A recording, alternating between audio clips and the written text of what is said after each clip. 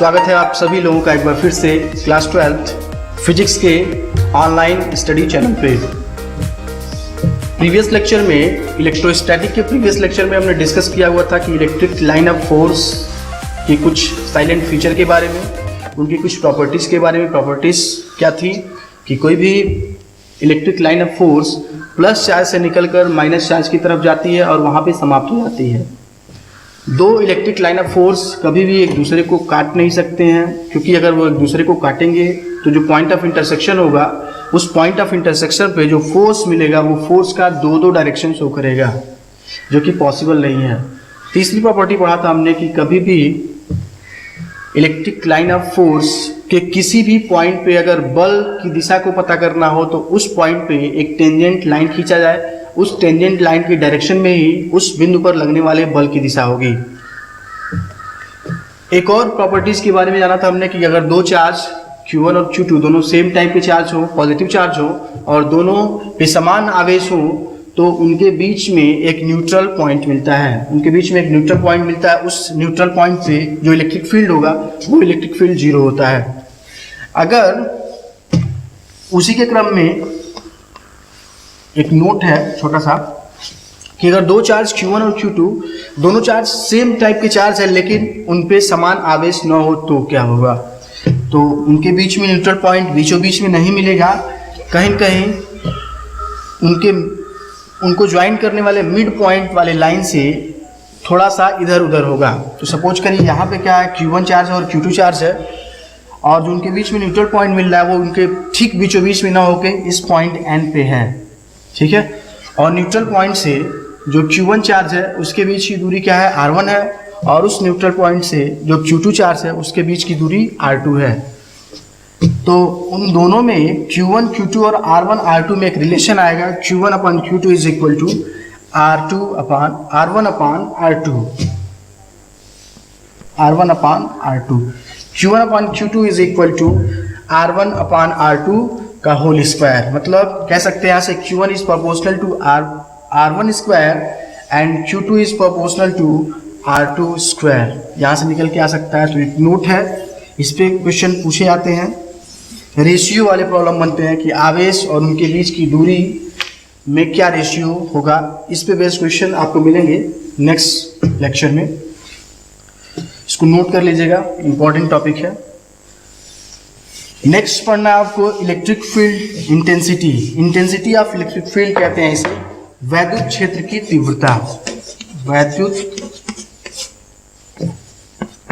क्षेत्र की तीव्रता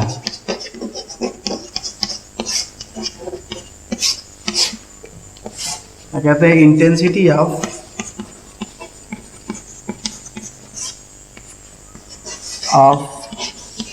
इलेक्ट्रिक फील्ड।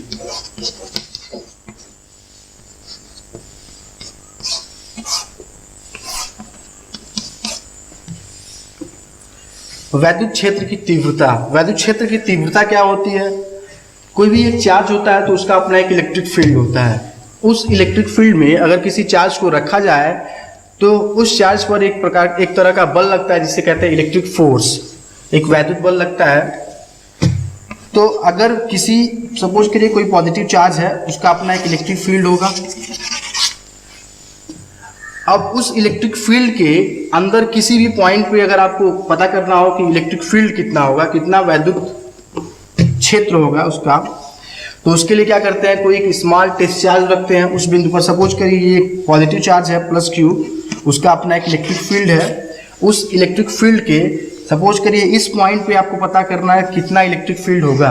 तो क्या करते हैं उसके लिए, एक टेस्ट चार्ज आप जानते हैं कि टेस्ट चार्ज पे क्या होता है, मान के चलते हैं कि इस पे कोई भी आवेश नहीं होता है, एक पॉजिटिव टेस्ट चार्ज रखते हैं, इस पे बहुत ही स्मॉल चार्ज होता है जो इसके कंपैरिजन में क्या होगा, निग्लेजिबल होगा, और उसको इस पॉइंट पे रखने पे इस इलेक्ट्रिक फील्ड पे कोई भी इफेक्ट नहीं आएगा। तो इसे ही कहते हैं पॉजिटिव चार्ज, टेस्ट चार्ज। तो ये प्लस Q चार्ज है, इसका अपना एक इलेक्ट्रिक फील्ड है। उस इलेक्ट्रिक फील्ड के सपोज करिए कोई एक पॉइंट है P, इस पॉइंट P पे आपको क्या पता करना है, वैद्युत क्षेत्र पता करना है। तो वैद्युत क्षेत्र के लिए क्या करते हैं, एक स्मॉल टेस्ट चार्ज उस पॉइंट पे रखेंगे, अब पता करेंगे कि ये वाला प्लस क्यू उस स्मॉल टेस्ट चार्ज पे कितना बल लगाता है। उस बल को कैलकुलेट कर लेंगे, वही बल जो होगा वो क्या होगा, उस बिंदु पर वैद्युत क्षेत्र को बताएगा। तो इस तरह से कह सकते हैं कि वैद्युत क्षेत्र की तीव्रता क्या होती है, किसी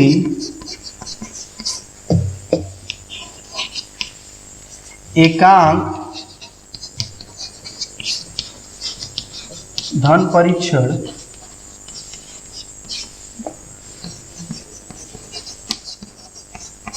आवेश पर लगने वाला बल।